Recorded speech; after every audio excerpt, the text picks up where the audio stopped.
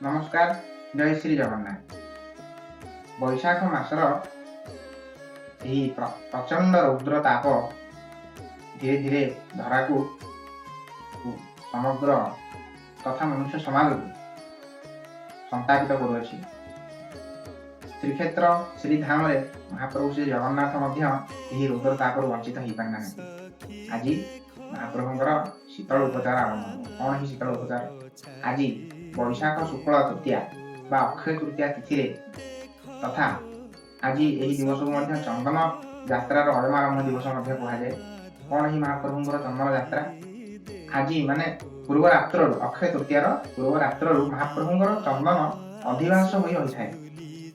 आज मध्याह्न रूप सरिबा पर तीन गोटी 12 ରୁ 3 पूजा पंडा सामंत माने आज्ञामाल धरी श्रीदेवी भूदेवी मदन मोहन पंच महादेव सहित रथ खला निकट को जाइथांती। सेठारे 3 रथ पई आज्ञामाल श्री पूजा पंडा माने विजय करिबा परे महाप्रभुंकर रथ कार्य अनुकूल होता है।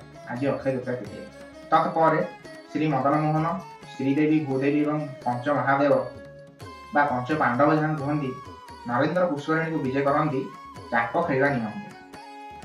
आज 21 दिन व्यापी महाप्रभुंकर बाहर चंदन अनुष्ठित होता है एवं यही बाहर चंदन पर महाप्रभुंकर 21 दिन भीतर चंदन अनुष्ठित होता है।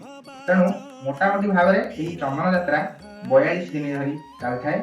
प्रचंड रौद्रता श्री महाप्रभु वंचित हो न पारि आज चंदन खेलने दिन चाप और राति चाप दुईटी चाप खेलने नरेन्द्र पुष्करिणी को विजय कर अक्षय तृतीया एवं चंदन यात्रार अयमारंभ दिवस समस्त हार्दिक शुभकामना।